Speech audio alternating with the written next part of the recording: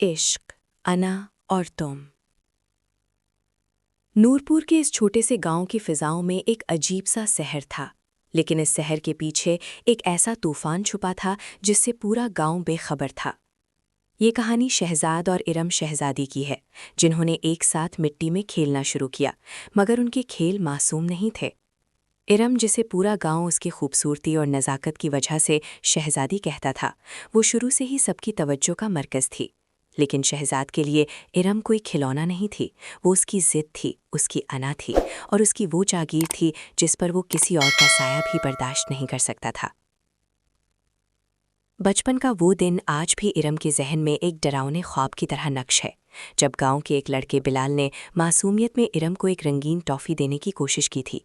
इरम ने खुशी से हाथ बढ़ाया ही था कि शहजाद कहीं से किसी बिफरे हुए शेर की तरह दरमियान में आ गया। उसने बिलाल का हाथ इतनी ज़ोर से झटका कि वो टॉफ़ी मिट्टी में रुल गई और बिलाल खौफ से थर थर काँपने लगा। इरम रोती रही, चिल्लाती रही, लेकिन शहजाद की आंखों में उस वक्त भी वही एक जुनून था जो आज बरसों बाद भी कायम है। उसने इरम का बाजू सख्ती से पकड़कर कहा था, इरम, तुम किसी दूसरे से कुछ नहीं लोगी, तुम्हें जो चाहिए मुझसे मांगो, वरना मैं इस दुनिया को आग लगा दूंगा। उस दिन इरम को पहली बार एहसास हुआ कि शहजाद की ये तड़प कोई आम लगाव नहीं, बल्कि एक ऐसी जंजीर है जो वक्त के साथ साथ उसके गिर्द तंग होती जा रही है।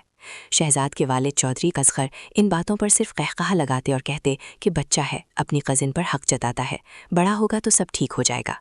लेकिन वो नहीं जानते थे कि शहजाद के अंदर का ये जुनून किसी इस्लाह का मोहताज नहीं था, वो तो एक ऐसी आग थी जिसे सिर्फ इरम का वजूद ही ठंडा कर सकता था।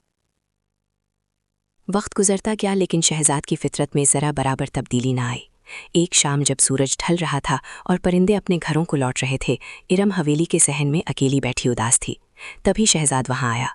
उसके हाथ में एक तेज़ नोक वाला पत्थर था और चेहरे पर एक ऐसी संजीदगी थी जो उस उम्र के बच्चों में नहीं होती। उसने बिना कोई बात किए ज़बरदस्ती इरम की कलाई पकड़ ली।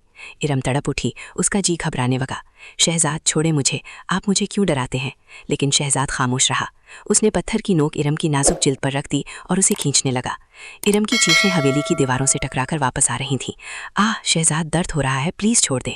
इरम की आंखों से आंसू बह रहे थे, लेकिन शहजाद के हाथ नहीं रुके। उसने इरम की कलाई पर एक गहरा निशान बना दिया, एक ऐसा निशान जो कभी नहीं मिटने वाला था। शहजाद ने इरम की आंखों में आंखें डालकर निहायत ठंडे लहजे में कहा, इरम शहजादी, ये दर्द तुम्हें हमेशा याद दिलाएगा कि तुम्हारी इस कलाई पर मेरा नाम लिखा है। अब तुम जहाँ भी जाओ, ये निशान सबको बताएगा कि तुम पर सिर्फ और सिर्फ शहजाद का हक है। इरम की कलाई से खून की एक बूंद टपकी, जैसे शहजाद ने अपनी उंगली से साफ किया और किसी फातेह की तरह उसे अपने माथे पर लगा लिया। वो रात बहुत हौलनाक थी। बाहर तूफानी बारिश हो रही थी, गर्ज चमक का शोर था और अंदर इरम अपने कमरे में बंद तकिए में मुंह छुपाए रो रही थी। उसका दिल खौफ से डूब रहा था। उसे लग रहा था जैसे वो किसी पिंजरे में कैद हो गई है। लेकिन उसे क्या पता था कि शहजाद इसी तूफानी बारिश में भीगता हुआ उसके कमरे की खिड़की के बाहर बिल्कुल साक़ित खड़ा उसे देख रहा है। उसकी आंखों में कोई पछतावा नहीं था, कोई शर्मिंदगी नहीं थी, बल्कि एक अजीब सी सुकून आमीज़ मुस्कुराहट थी। वो जानता था कि उसने इरम के जिस्म पर नहीं,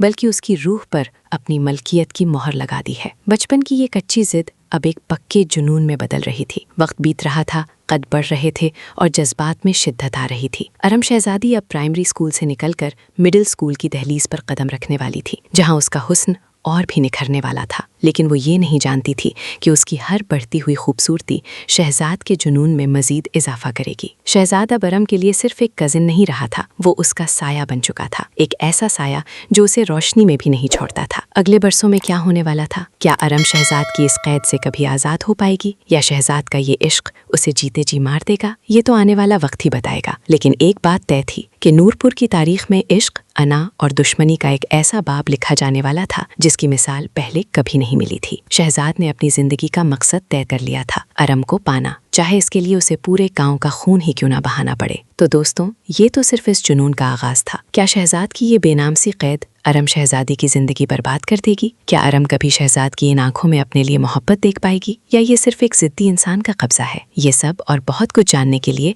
इश्क, अना और तुम के अगले पार्ट का इंतजार करें, जो इससे भी ज्यादा बोल्ड, जज्बाती और सनसनीखेज होने वाला है। अगर आपको शहजाद और इरम की ये कहानी पसंद आई है तो कमेंट में पार्ट 2 या अगली किस्त का नंबर ज़रूर लिखें और हमें बताएं कि क्या शहजाद का ये अंदाज सही है या गलत। और हाँ, अगर अभी तक आपने हमारे चैनल को सब्सक्राइब नहीं किया तो फ़ौरन सब्सक्राइब कर लें ताकि आप अरम शहजादी और शहजाद के इस दीवाने जुनून की हर अपडेट सबसे पहले हासिल कर सकें।